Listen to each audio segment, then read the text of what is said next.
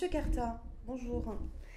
Euh, le Silo, le Mucem, Quai d'Arinques, c'est beaucoup de projets qui ont contribué évidemment à l'épanouissement de Marseille ces derniers temps. Est-ce que vous pensez qu'un projet tel que la City peut aussi donner une autre image en termes de logement à cette ville, à Marseille?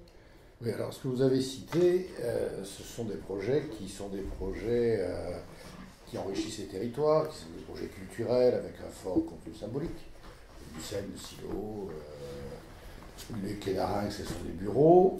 Mais il ne faut pas oublier que la ville, elle ne se construit pas uniquement avec des objets merveilleux issus du monde de la culture. La ville, elle est principalement constituée de logements.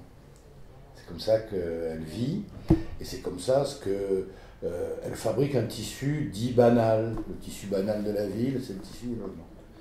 Mais de temps en temps, dans ce tissu banal, il faut savoir se distinguer, parce qu'on ne peut pas construire sans ambition, y compris quand on construit des logements. Dans la City, c'est dans un quartier lui-même déjà très peu banal à certains égards, puisque Sulphur City est juste à côté de la City, Sulphur City d'André Devin, qui avait déjà marqué son territoire par une opération de logement pas banale.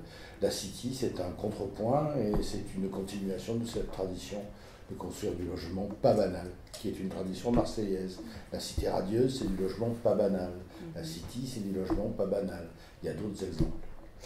La City, il y a une architecture qui est bien particulière, une signature en termes d'architecture.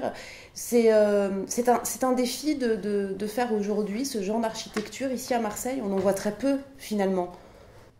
Non, enfin, chaque projet, c'est un défi de toute façon. Et conduire des projets sans avoir l'ambition d'apporter quelque chose de neuf, de renouveler quelque chose dans une ville, c'est pas digne d'un architecte d'oublier ça. L'architecte, il doit à la fois faire des projets qui trouvent leur position économique, parce que sinon ils ne seraient pas vendus, surtout quand il s'agit de logement. Il doit également trouver sa position technique, il faut que les bâtiments soient isolés, solides, etc. Mais on ne peut pas en rester là. Je crois que si on se contentait de dire que l'architecte il reproduit ad vitam aeternam un modèle qui a déjà marché, il passerait à côté de son métier, il passerait à côté de ce qui en fait d'ailleurs le sel, qui est de renouveler sans cesse. Voilà. La City, elle s'inscrit dans cette filière-là. J'étais à New York il y a quelques jours. Aujourd'hui, tout le monde a un t-shirt, et sur le t-shirt, il y a écrit The same is lame. Ce qui veut dire faire pareil, c'est boiteux. Ben voilà. Faire pareil, c'est boiteux à Marseille aussi. Vous avez, un jour, on vous a posé une question, quelle était la signature Carta? Et vous aviez répondu, regardez mes bâtiments. Voilà, mes bâtiments répondent pour moi. Je vous fais la même réponse. Il n'y a pas un petit truc en plus qui donne une signature particulière sur ce projet? Écoutez, je crois pas beaucoup au style, et je crois encore moins à l'inspiration. Voilà. Je pense que les bâtiments doivent répondre à un site correctement, répondre à un programme correctement. Il y a une dimension esthétique qui est la mienne et qui est plutôt de se raccrocher, de se rapprocher, de s'inscrire dans un paysage qui soit urbain, naturel, etc. C'est ça qui est mon style. Mais je n'ai pas un style qui est reconnaissable en tant que je ne reproduis jamais deux fois la même chose. Donc chaque fois, le bâtiment est la réponse à un lieu. Et le lieu, là, c'est Castellane. En transparaît plutôt, peut-être. Le lieu, là, c'est Castellane. C'est un quartier, Castellane et le boulevard Baille. C'est un quartier qui s'est construit au 19e. C'est un quartier qui s'est réalisé également au 20e, quand on est devant et qu'on a le Méditerranée, la tour Méditerranée. Voilà, je pense qu'on est à la jonction entre un quartier agrégé et ancien, comme on le construisait au 19e, et un quartier qui exprime un renouvellement plus contemporain, et qui est tout ce qui se passe plus au sud, c'est-à-dire la tour Méditerranée, la tour de Sulphur City, toute la grande opération autour du parc du 26e centenaire, tout ça constitue autant de renouvellement de ce quartier. Donc c'est un quartier qui est à la fois très ancien, mais c'est un quartier qui est aussi porteur de renouvellement urbain. Si vous deviez, alors c'est une question périlleuse pour une réponse périlleuse, hein. Si vous aviez à résumer en quelques mots la City, quels seraient les mots que vous employeriez? Porosité, traversée, chasseur de ciel, puisqu'on monte très haut, dans un quartier qui est finalement relativement bas. Vue, soleil, bah, ce qui fait Marseille. Hein. Ah, c'est un projet marseillais. C'est un projet marseillais. Justement, par rapport à vous, est-ce que Marseille et même le bassin méditerranéen est pour vous une source d'inspiration? C'est la seule.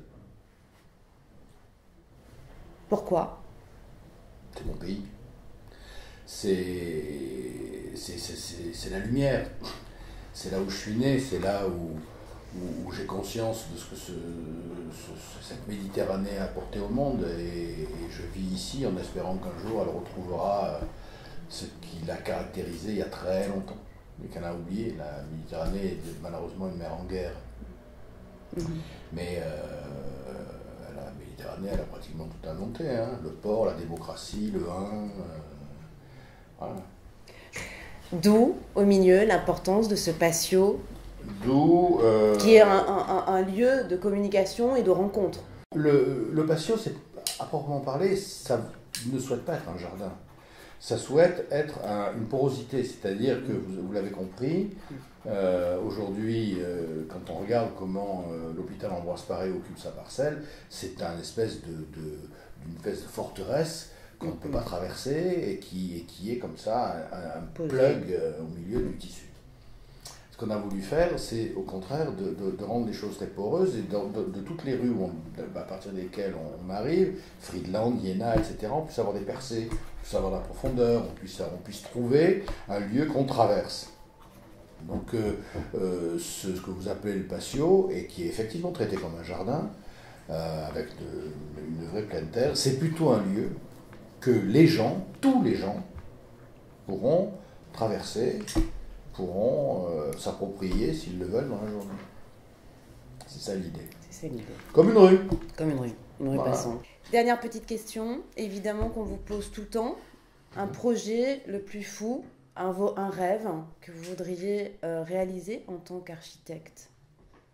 Mais moi, c'est une question dont je ne comprends pas le sens. Est-ce que vous avez... Alors, je la repose différemment. Non, mais je comprends ce que vous dites. Mais l'architecte, il n'a pas à avoir de projet fou. L'architecte, il répond à des demandes. Et il traduit positivement les demandes des... Mais vous, quand vous... Je comprends, vous répondez à des demandes, je vais à zéro, mais si vous, par exemple... La tour 4 de Ground Zero, aujourd'hui. Ah, mais à Marseille. Voilà, à Marseille. Évidemment.